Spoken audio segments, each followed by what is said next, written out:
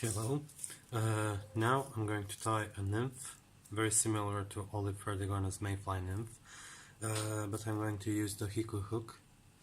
This is 302 14 size. It has a little bit longer shank, thinner wire, so it's very good for hooking fish because thin wire penetrates more easily. I'll start with the body quill.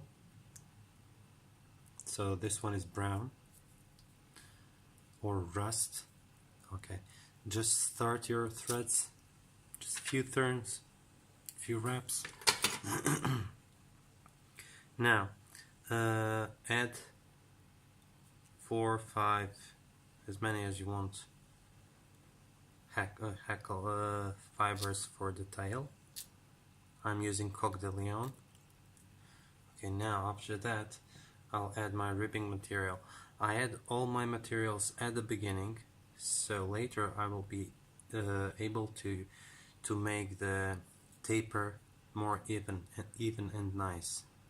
So now I'm going back to the rear end of the hook, and I'll stay there with my body quill. Now I'm going to use orange thread, and I'm going to make a big and long taper with orange thread, which will show itself through the body quill a little bit.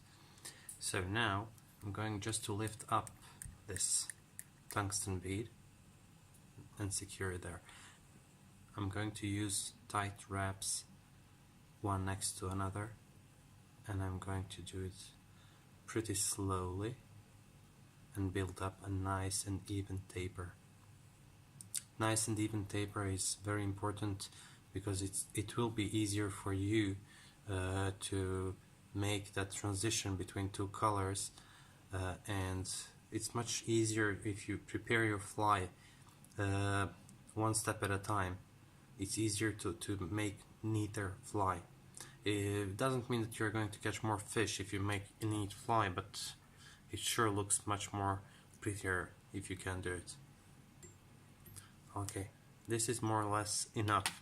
So I'll cut my thread here, and the rest of the fly I'll finish with body quill. So go with thread wraps or quill wraps, whatever you call it now, in touching turns, and overlap slightly the orange part. Now go back again in touching turns and go forward again. So this looks slow, but when you get used to it, it's very easily done. So I'll go one more time and go back. Now it's time to do ribbing part. So I'll stop right here at the place where I stopped before, so I won't overlap the orange part, because I'll overlap it with my whip finish later. So twist the ribbing material, which is just plain thread, twist it and do nice ribbing, even if possible. Also, nicely tapered body will help you rib this fly better, because if you have those bumps, the thread will slide down into one of these gaps you may create. So this is one more reason why you want it nicely tapered. Now, because this fly is going to be varnished, I won't do more turns, just one turn is enough. And now I let my bobbin unwind a little bit and make it flat, so it will be more translucent. I'll do my whip finish over this part here and cover a little bit more orange. Now this is it, almost finished fly. Now the rest is just add some UV glue, and what is this, black? Oh, okay, just add some UV glue on it, black dot, and that's it. For UV I use my dubbing needle. I'm not using my brush. I'll just take some nice small drop with my dubbing needle and disperse it over this body. So just let it soak a little bit, it's okay. If you need more, of course, you can take it. What I also like to do is I like to fill in the gap that this slotted tungsten has. So I always put some small drop inside of it, and I try to fill in all the entrances where the water can come in, so my fly will be much more durable if I seal all the gaps. So now the small drop I was telling you about, just let it soak in.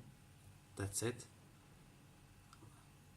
This is one step before we finish it. Now cure it with UV torch.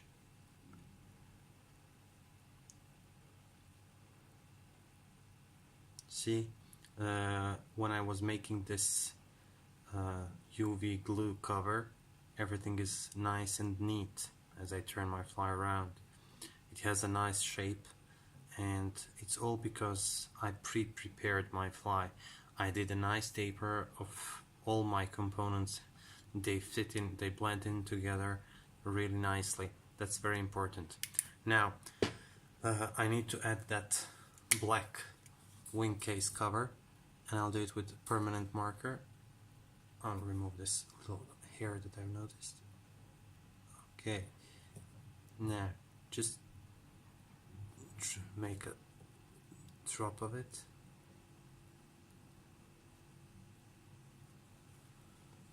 Okay.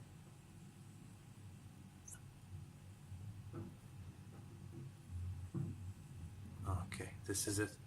Now one single drop on the top of it, and this is it. So try to think one step ahead when you make your flies, or when you do whatever when you make anything. Just try to think one step ahead, because it will help you to build up more beautiful flies, and it will help you be more efficient, which can be useful if you need to tie some flies really fast. For example, you forgot to tie something and your fishing trip is about to come to start. So this is finished fly. You can even add legs, but not so important right now. But if you want to add some legs, just leave some small gap right about here and use some thin thread to add some partridge legs maybe. This is it, finished. Brown Perdigones Mayfly nymph. For this one, which was size 14, I used 3.5mm bead in copper color because they blend in together nicely. Yellow ribs, if you take a look at those mayflies, they sometimes have those pale ribs, so this might suggest exactly that one. This is it. Thank you for watching.